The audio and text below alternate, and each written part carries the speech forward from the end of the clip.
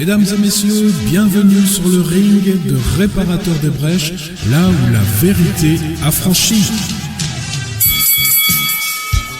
En place pour le combat spirituel.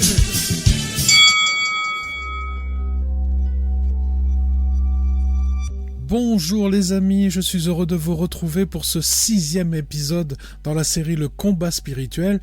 Et je vous avais dit que l'on parlerait des règles spirituelles, mais j'avais omis un podcast, une étude sur les champs de bataille. Alors ce thème vient en complément de celui qu'on a vu la semaine dernière sur le podcast sur les 3 territoires à conquérir, parce que s'il y a des territoires à conquérir, il y aura forcément des champs de bataille.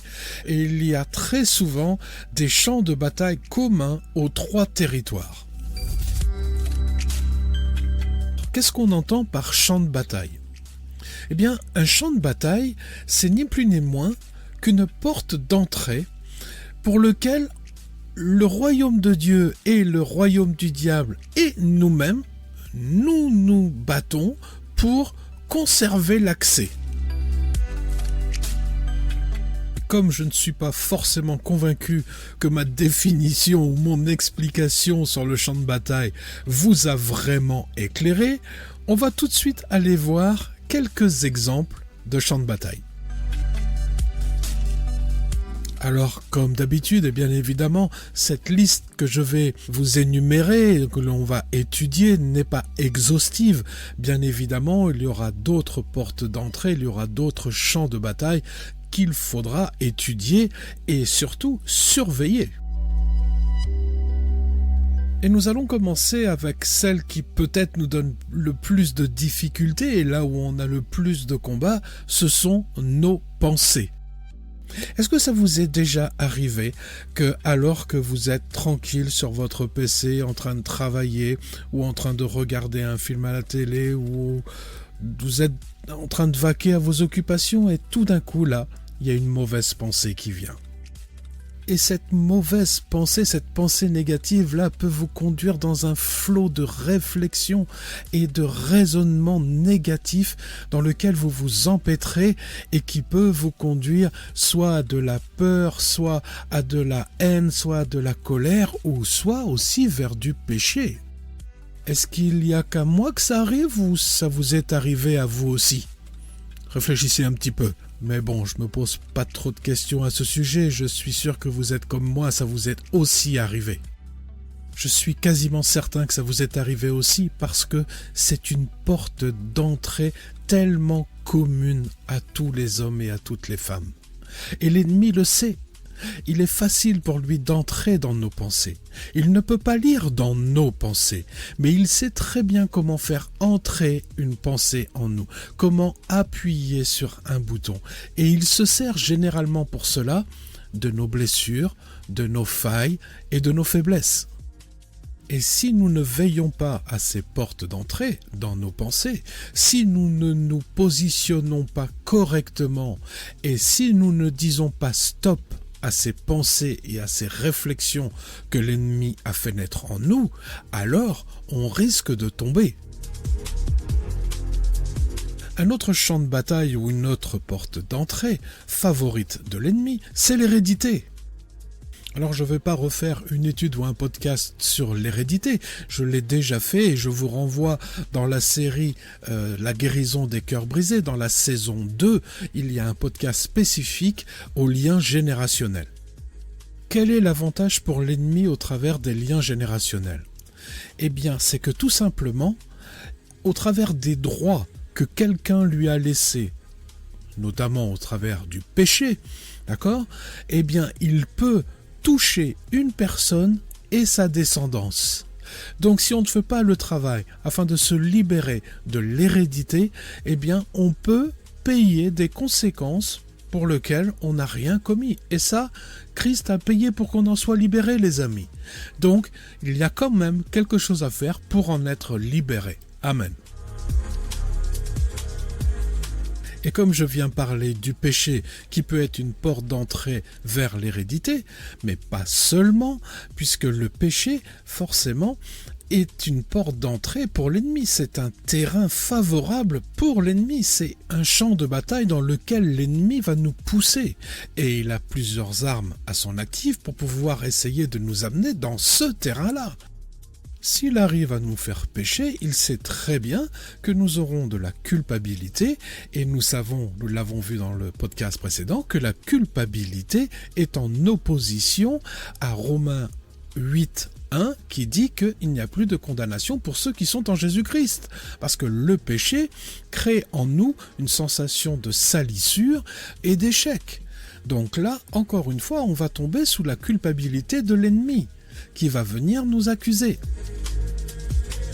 Il y a un verset dans la parole qui nous parle de l'interaction entre les différents champs de bataille.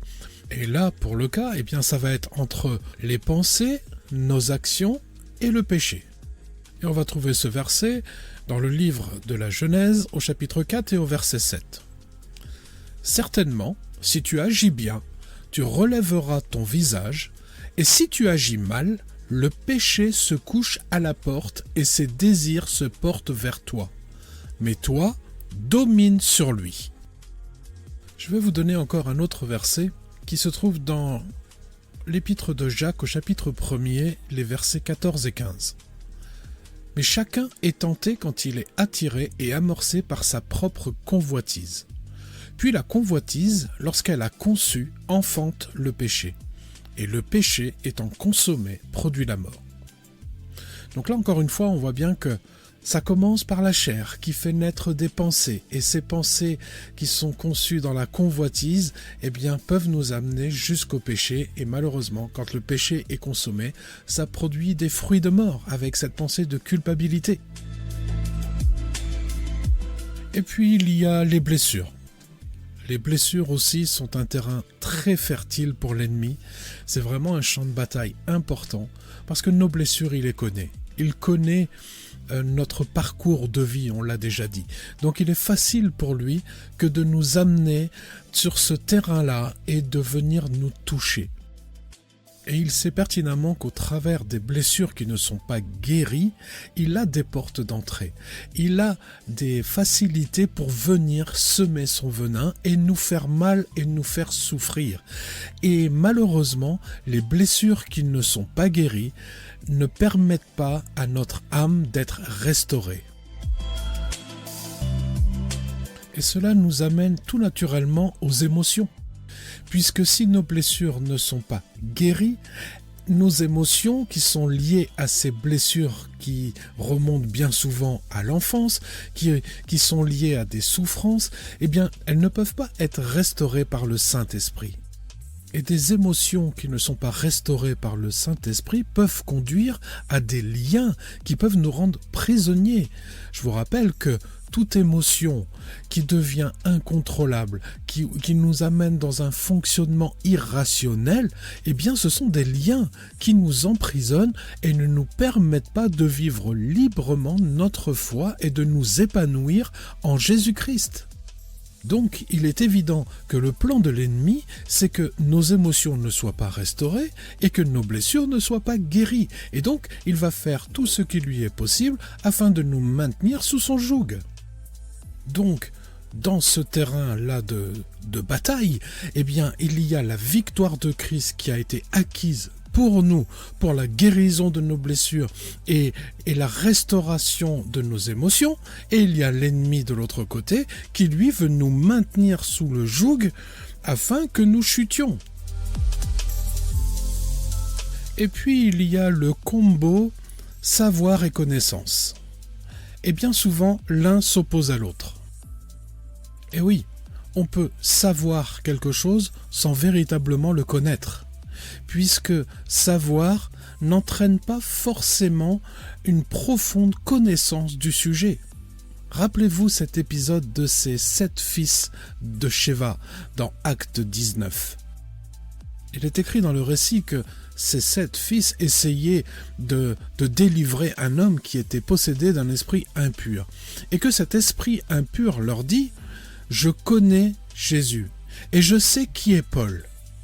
Et là, on voit qu'il y a une différence entre savoir et connaître. Savoir veut dire que, oui, j'ai entendu parler de Paul, mais il ne l'a pas véritablement rencontré en personne. Alors que Jésus, il le connaît. Il sait très bien qui il est parce qu'il a vécu avec lui dans le 3e ciel avant la chute. Alors, on peut savoir ce qui est écrit dans la Bible, on peut savoir des versets par cœur sans pour autant les connaître. Et la différence se fait dans la révélation du Saint-Esprit, mais aussi dans l'expérimentation des versets de la parole. Lorsque tu as le réma sur un verset, alors tu le connais. Lorsque tu as pu expérimenter un verset de la parole dans une situation de ta vie difficile, alors tu peux dire que ce verset tu le connais. Donc, l'ennemi va essayer de nous maintenir dans le savoir et il va essayer de nous empêcher d'avoir la connaissance, la véritable connaissance. Il va faire obstacle à la révélation du Saint-Esprit par tous les moyens qu'il a en sa possession. Il va œuvrer de mensonges, il va œuvrer d'aveuglement, il va œuvrer de surdité, il va nous fermer les yeux, il va nous fermer les oreilles, il va fermer notre cœur afin que nous ne comprenions pas la parole de Dieu. Croyez-moi les amis, il se moque complètement que nous connaissions par cœur la Bible entière. Ce qu'il ne veut pas, c'est que nous ayons la connaissance de la parole. Et cela nous amène tout naturellement au sujet de la foi. Parce que les amis, la foi ne naît pas dans le savoir. Elle naît dans la révélation et dans l'expérience de la parole de Dieu au travers du Saint-Esprit.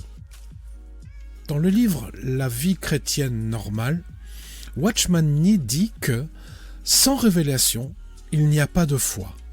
La foi ne peut naître qu'au travers de la révélation du Saint-Esprit. Alors dans ce terrain de bataille de la foi, l'ennemi va essayer de nous cantonner, de nous garder dans le savoir, afin que nous n'ayons pas la connaissance de la parole de Dieu. Vous comprenez? C'est son but, nous maintenir dans ce savoir. Et malheureusement, quand notre foi se résume à du savoir, eh bien on est dans de l'intelligence et dans du raisonnement humain qui nous conduit bien souvent dans une forme d'orgueil et de suffisance. Alors que l'intelligence et la connaissance que nous donne le Saint-Esprit nous conduisent directement dans l'humilité et dans la sagesse de Dieu. Et pour terminer, les amis, je voudrais vous partager ce dernier champ de bataille, ce sont les paroles que nous prononçons.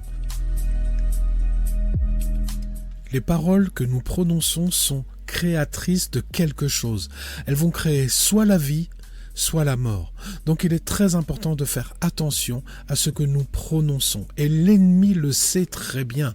Et donc il va nous conduire à critiquer, à dire du mal, à ne pas bénir, plutôt à maudire. Donc attention, parce que maudire, c'est dire quelque chose de mal.